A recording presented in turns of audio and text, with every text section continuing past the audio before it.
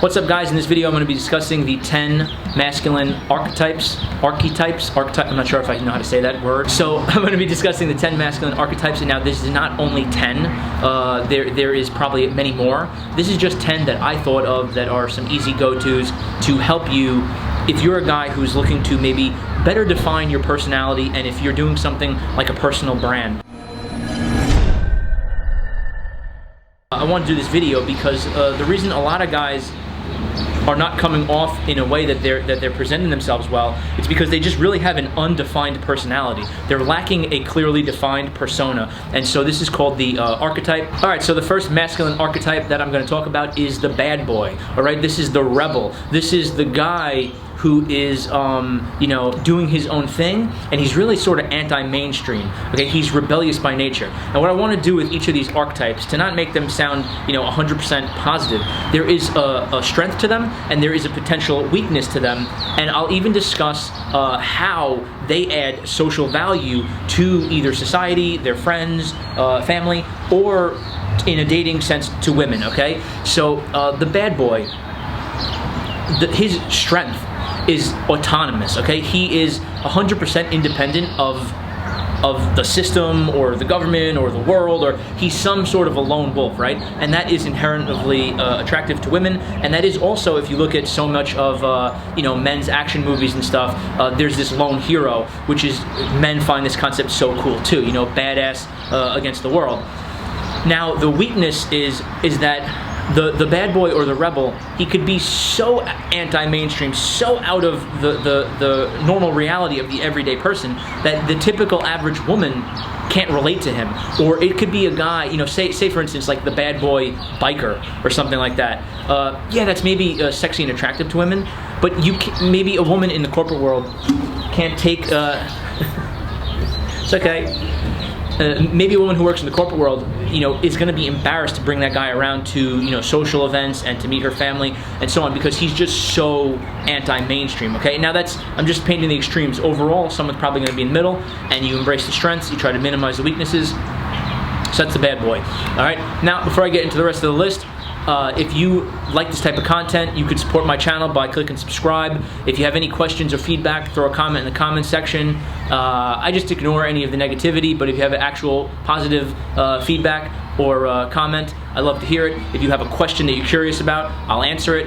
So the number 2 one is the tough guy, all right? And his strength is physical dominance. Okay, so this would be a guy that's like a bodybuilder or a much taller, bigger guy with more muscle mass. And an example of this would be, as sort of like a career type, would maybe be like police officers, firemen, and any type of military, right? And so the value that this guy adds to society is he's the protector. Okay, he's the security, and a physically strong man. Women find this incredibly attractive because they feel protected, they feel safe. Okay, they're a weaker woman, and they like to have a strong man to protect them. Okay, now the negative, the potential weakness to this archetype is when he's too aggressive, too dominant, and it's domineering, and it's it gets to be where people don't want to be around that type of person because they're very difficult. Okay, so very interesting one, the tough guy. The third masculine archetype here is the athlete. Okay, this is a guy who is there's a lot of overlap here in some of these. The tough guy is physically dominant. I'd say the athlete is more about physical mastery or like supreme athletic performance, right? So this is like sports stars or any type of Olympic athlete or a guy, one of these guys that has like the what I say, I guess, is masculine physique. These men's like the male models with the abs and everything, right? The beach model guy. This guy is an inspiration. The social value he adds is he's an inspiration to others, because 98% of people will not reach this level of either elite athleticism or this perfect male physique. Women find it incredibly attractive, obviously. Now the potential weakness to the athlete might be that he might be too competitive and not enough collaborative, right? He might be obsessed with his sports and his competitions, and obsession is a very common theme of where all of these male archetypes could go wrong, right? You can get obsessed with the thing that you're good at, and then it's at a detriment to the other areas of your life. Now, the fourth male archetype is called the businessman, right? The guy that has either financial mastery, or he is the creator or the inventor. Okay, so an example of this would be like an Elon Musk, or even a Donald Trump. These guys, they create massive value through their business, and they're obsessive and they're driven, and that leads to business success, right? So that's how they add value to society. And now women find this attractive because they are so ambitious and focused and competent at what they do, and now these are the qualities that lead to big success, and obviously big success is attractive and everything. So the attributes that get you there by themselves are attractive, and these traits, pretty much all the masculine traits that women find attractive, other men find admirable. Okay, so you look at the athlete or the businessman, women want to be with them, and men want to be around them or be them, right? Men want to attain what they have. So that's a really great rule of thumb to just think about it. Now, the potential weakness of the businessman is the same as the athlete, but the businessman is probably the most guilty of this. They are obsessive over their business and over their mission and their thing. And this is something I talk about. I say men in general need to be more focused on mission, not pleasure chasing, so on and so forth. So there's definitely a lack of masculinity in that realm today, but there is, of course, the guys that could take it too extreme. And I may be guilty of this to some degree, and in my past, especially with past relationships, I've neglected my relationships and the woman in my life, to focus solely, excessively on what I'm working on. And the benefit is you get the results, but you lose out on your social life a little bit there. So the businessman, another one of these, great archetypes, but with a inherent risk. My number 5 masculine archetype is the social guy. All right, he is the connector man. He is, the guy that is outgoing and always the life of the party. He's a real extrovert, and his social superpower is he has a very high IQ, high social IQ or social intelligence, whatever this is called, emotional intelligence, right?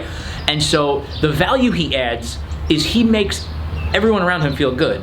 He makes people feel great to be around, and he could make these connections because he knows everybody. He could say, "Oh, you need this done? Well, I know this person over here." And so this is a very socializing is a very valuable skill when it's done in this sort of positive way. Now, the potential negative aspect of the social guy could be, to the extremes, he could be a liar, he could be a manipulator, right? He could be deceptive and use his social mastery and high emotional skills to be something of a con man, or scam people.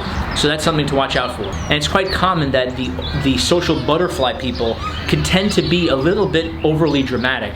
The social person loves telling a great story, and they could embellish it, and right? So that's where the level of embellishment they do to their story and how they socialize, that could be where it's either a benefit or problematic to others.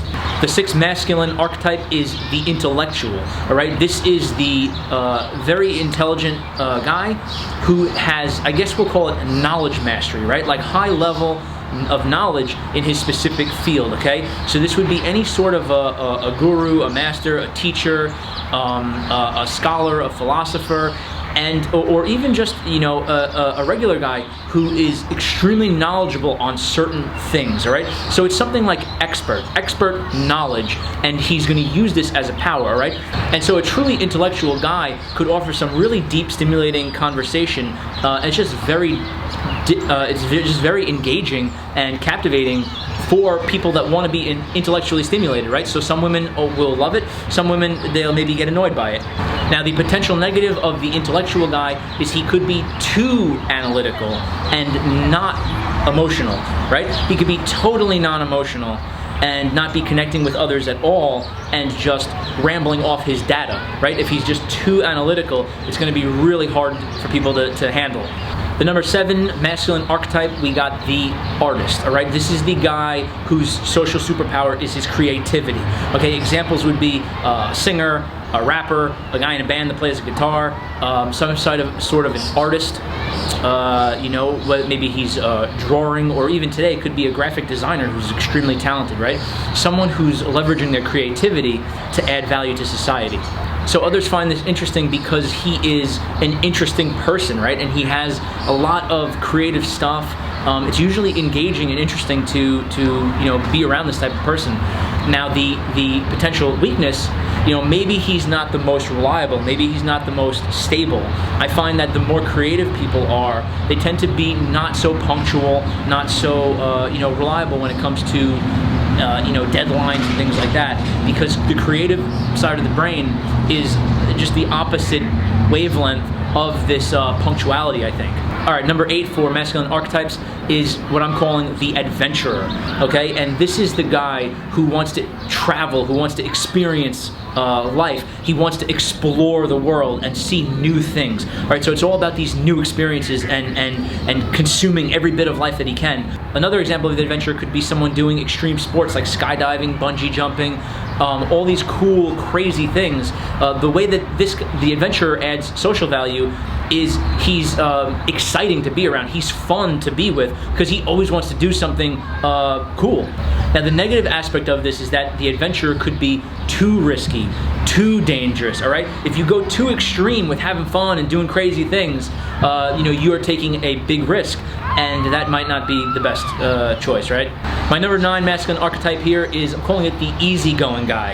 And the way to picture this persona in your head is it's like the surfer, the hippie. I'll call it the hippie too. Like the laid back surfer dude. And if you think about his archetype, he's really just easygoing, laid back. He wants to be peaceful, to relax, and sort of enjoy his life free from drama. And he's also open to adventure and doing things, something like surfing is fun and cool, but it's laid back and there's not much pressure there. And he's probably very open-minded, and so he adds social value because people feel more carefree around him, and he'll be so calming on maybe people who are more anxious, more high-strung. He has this calming effect. So that's a really cool person to be around for a lot of people in the modern world where things are so hectic and crazy. To have someone who's like a stable, calm rock of tranquility, that's really powerful. And the negative aspect of the easygoing guy is taken to the extreme. He'll be too laid back, too relaxed, where he is lazy, where he's procrastinating, and where he just is not getting stuff done. He might go out and party too much and not be responsible in the areas that he should be as a grown man.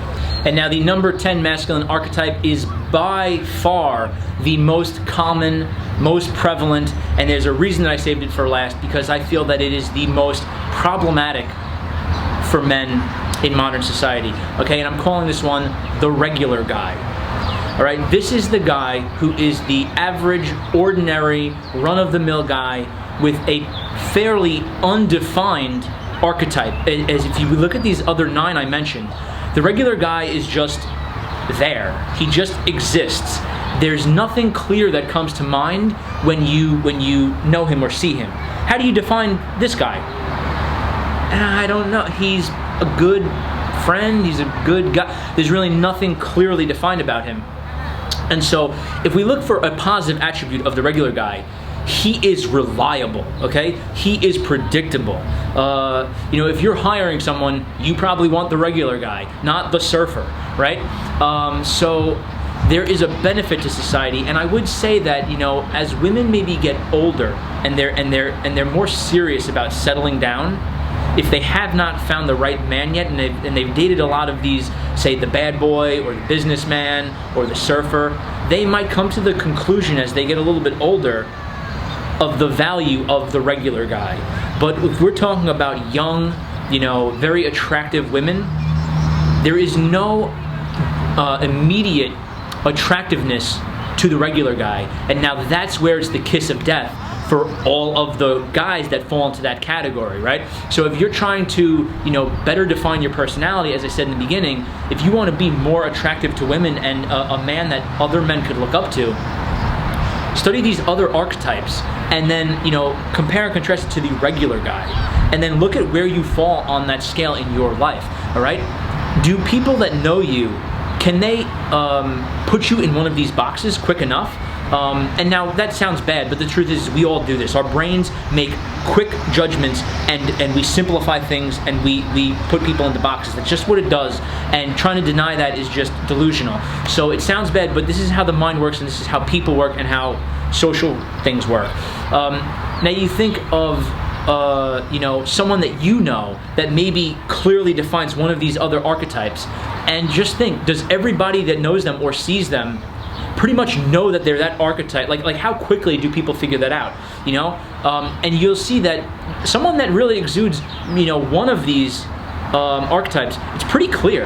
Now, most people are not one. We're probably a couple of them. If I look at myself, I could notice a couple of them that I'm stronger in, and a couple of them that I'm weaker in. And I think that's probably what normal is pretty normal.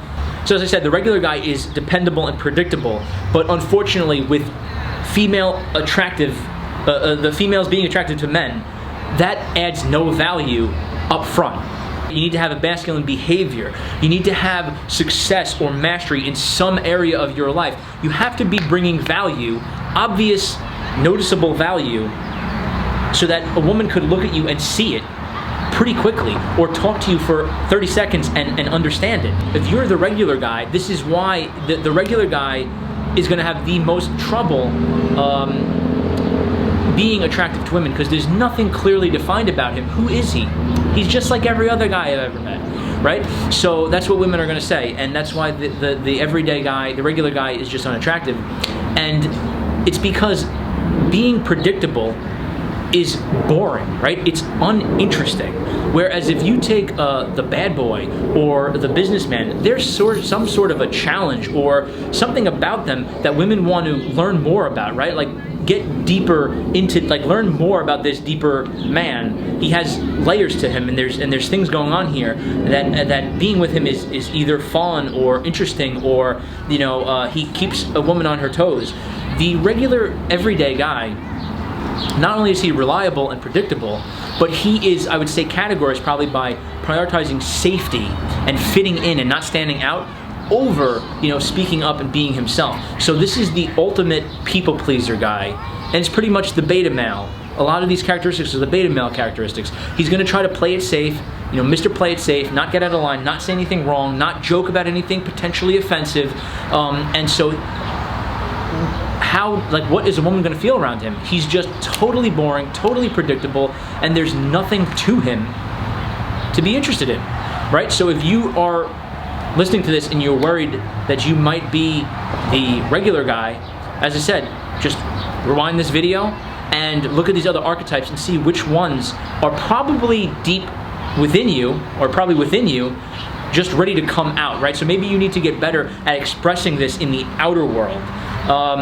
And that's what I would say. I think most of the guys that fall in the regular guy category, they have these great masculine attributes. They're just inside of them, and they, for whatever reason, built some sort of a shell where they're not expressing it socially to its fullest extent that they should, right? So find out the qualities in you that you have that you feel are your best masculine attributes and you want to present to the world, and now start to work on that, start to vision this and start to clarify how this could look for you. Okay, don't just go and pick one and say, I want to be the businessman and I'm going to do what Elon Musk does. Don't copy someone, don't be a copycat. See the principles behind them, as I said, the strengths, the weaknesses, and see which one you think are your strengths that you want to embrace this archetype, right? And don't pick one, pick a couple that you think are your top ones, your top 3, 4, 5, whatever, and then try to maybe identify the ones that you're clearly not. Right? What are the ones that you're clearly not? And then you start to get a better picture of yourself. And then what you could do, if as my client had said to me, that prompted my thinking, that brought this whole video on, how do you better define your personality for your Instagram and your social media?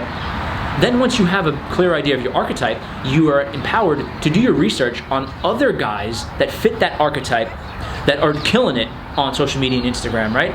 So if you want to be, the surfer dude, or the artist, a rock star, look at the guys that are doing that, and you find very inspirational, and look at their content, look at their posts, look at how they do it. Look at an example of someone who's doing it well, and then look for examples of people that are doing it bad.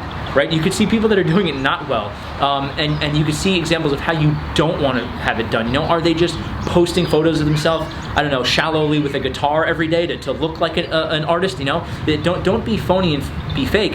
Figure out how you could authentically express your most valuable inner attributes that you want to express to the world. But you know, this is just all these things I talked about, these archetypes, are just a guideline to try to pick and choose the ones that will fit to you. All right, so it's like a creative tool here. Use this as a tool.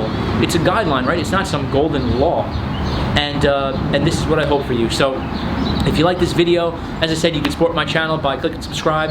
If you have any positive feedback or questions, throw it in the comment section. Anything negative or stupid, I'll just completely ignore. And other than that, follow my Instagram. It's Real Steve Wolf. And I look forward to seeing you next video.